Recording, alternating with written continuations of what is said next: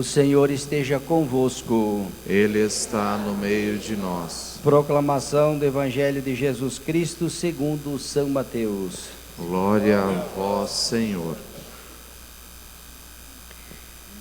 Depois da multiplicação dos pães, Jesus mandou que os seus discípulos entrassem na barca e seguissem à sua frente para o outro lado do mar, enquanto ele despediria as multidões. Depois de despedi-las, Jesus subiu ao monte para orar a sós. A noite chegou e Jesus continuava ali sozinho. A barca, porém, já longe da terra, era agitada pelas ondas, pois o vento era contrário. Pelas 3 horas da manhã, Jesus veio até os discípulos andando sobre o mar. Quando os discípulos o avistaram andando sobre o mar, ficaram apavorados e disseram: "É um fantasma", e gritaram de medo. Jesus, porém, logo lhes disse: "Coragem, sou eu, não tenhais medo." Então Pedro disse: "Senhor, se és tu, manda-me ir ao teu encontro caminhando sobre as águas." Jesus respondeu: "Vem." Pedro desceu da barca e começou a andar sobre a água em direção a Jesus. Mas quando sentiu o vento, ficou com medo e começou a afundar, gritando: "Senhor, salva-me." Jesus logo estendeu a mão, segurou Pedro e lhe disse: "Homem fraco na fé, por que duvidastes?" Assim que subiram no barco, o vento se acalmou. Os que estavam no barco prostraram-se diante dele, dizendo: "Verdadeiramente tu és o Filho de Deus." Palavra da salvação. Glória a vós, Senhor.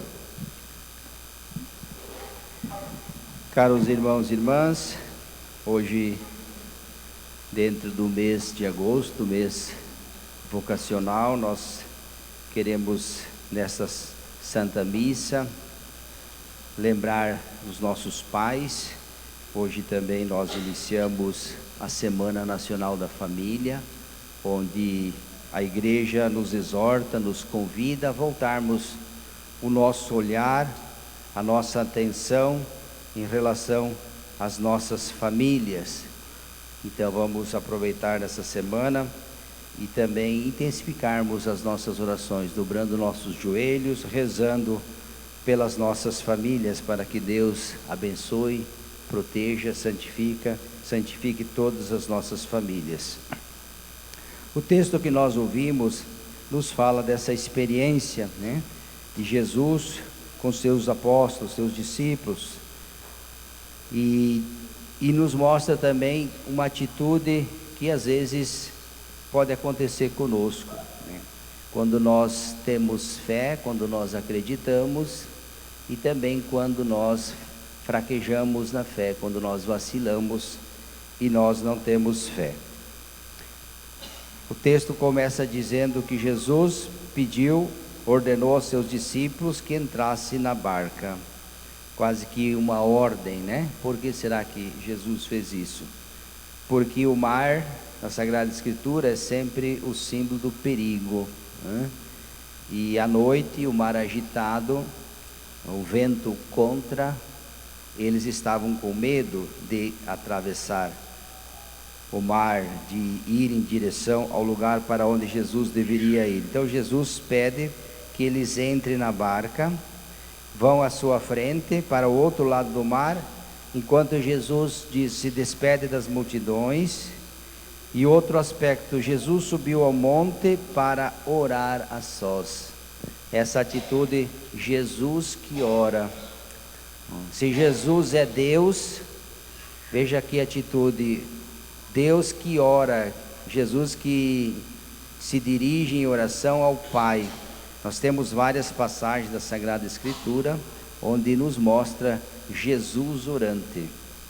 Ora, ele vai orar sozinho, se retira para um lugar à parte, e ali ele, diante de Deus, do seu Pai, faz as suas preces, as suas orações.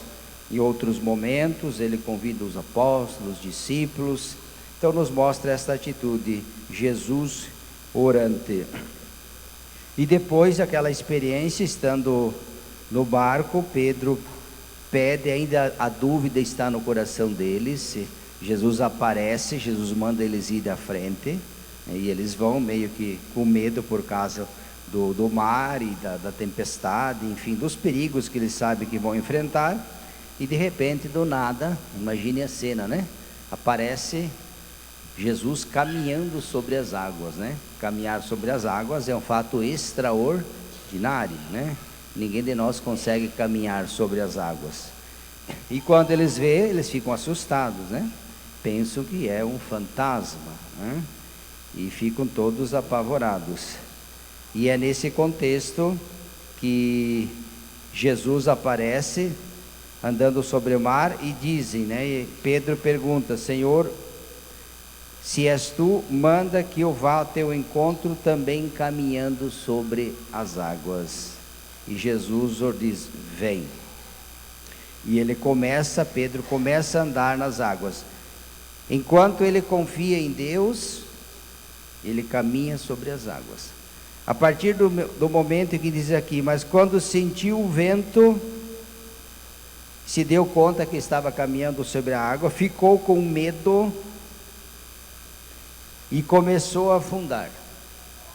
Então aqui, quando eu confio em Deus, mesmo que as dificuldades batem à porta da minha vida, o mar aqui agitado, o perigo, mas ele, mesmo com o mar agitado, caminhando, ele confia. Enquanto ele mantinha a confiança em Deus, ele caminhava sobre as águas.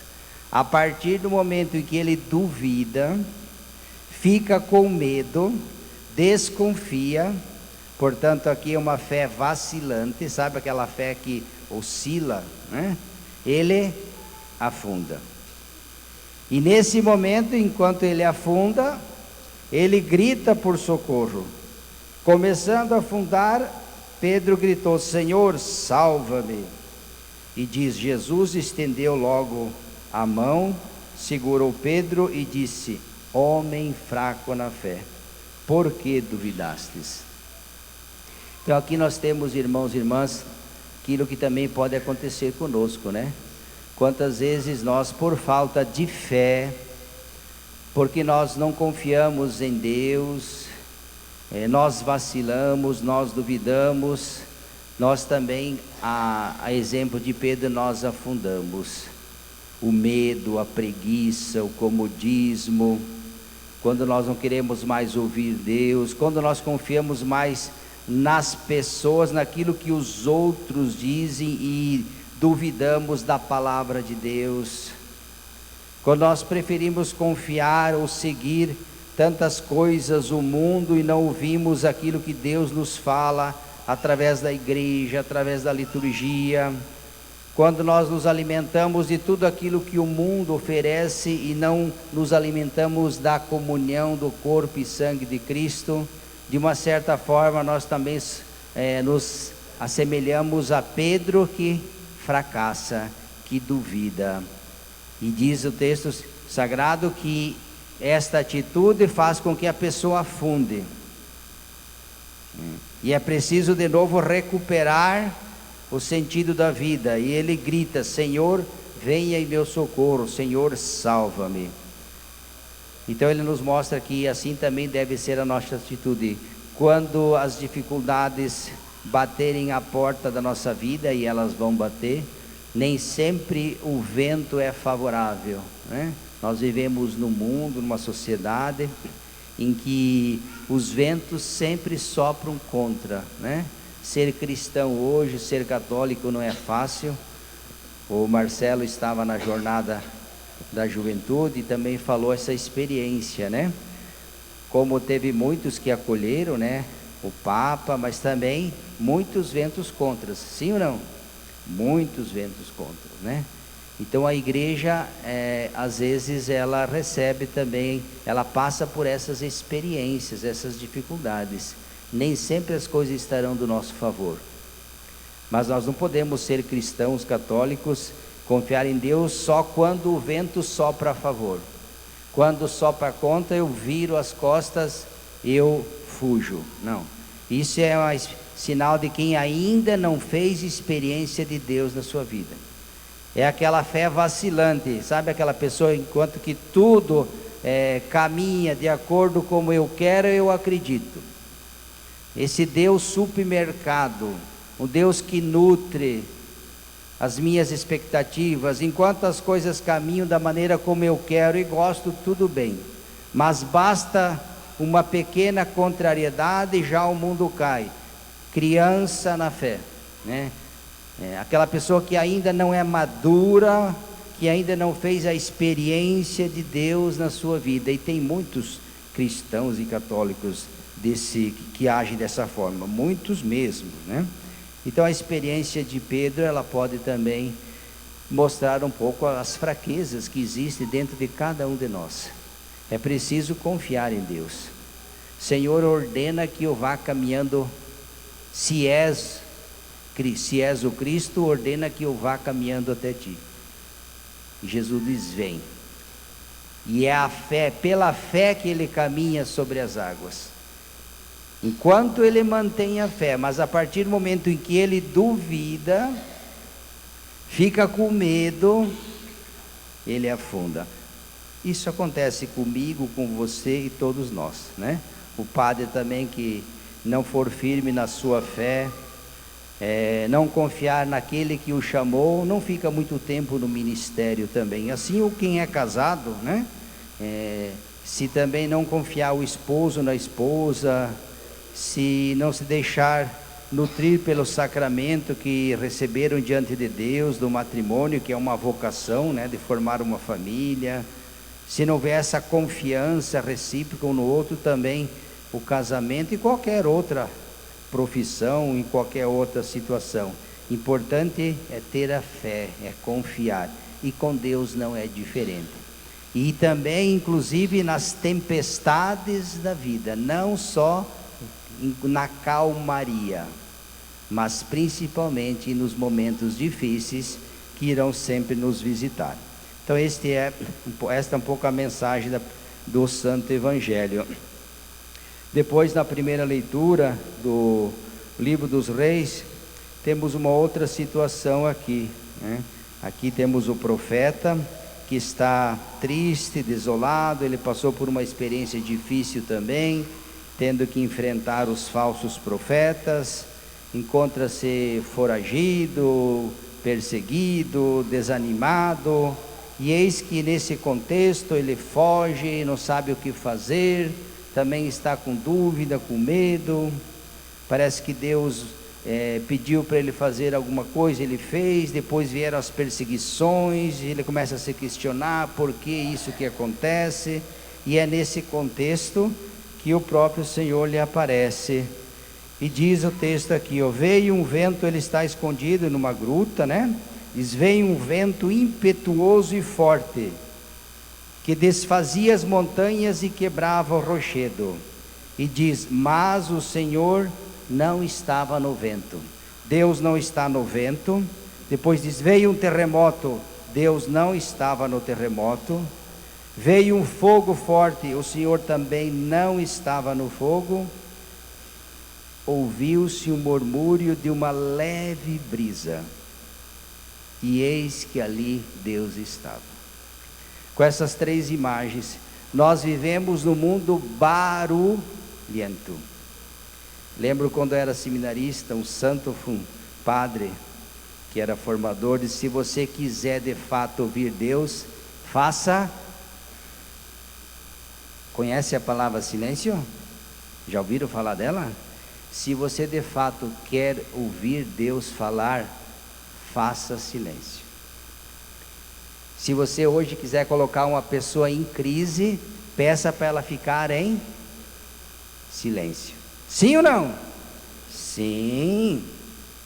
Tire o celular, por exemplo, vai entrar em crise.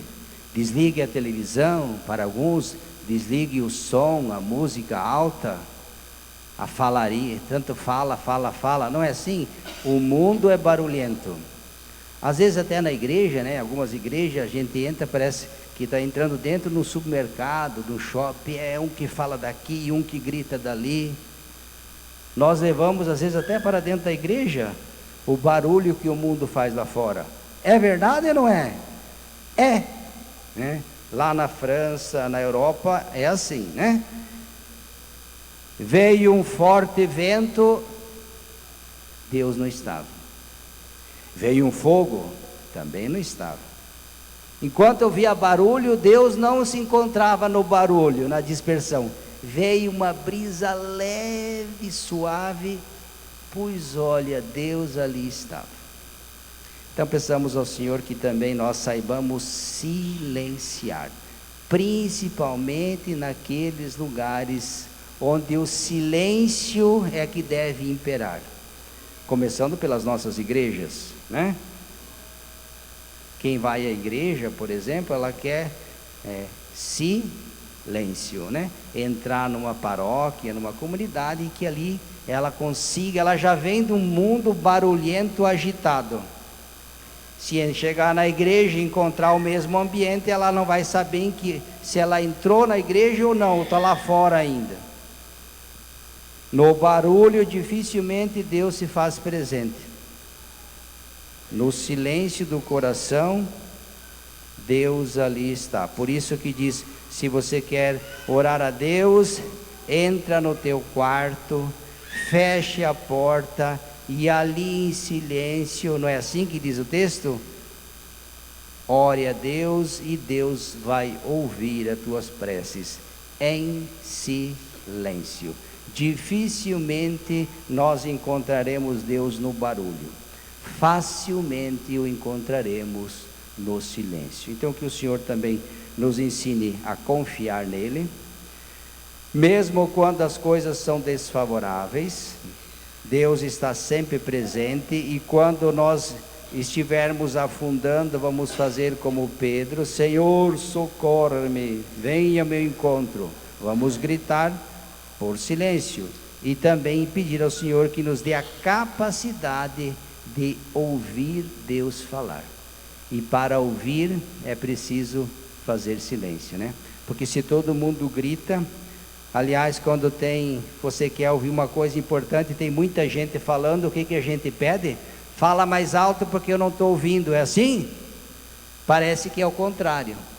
Se tem muita gente falando e você não consegue, dá para baixar um pouco a bola aí, que daí eu quero ver. Não estou conseguindo entender porque tem muita gente falando. Sim ou não?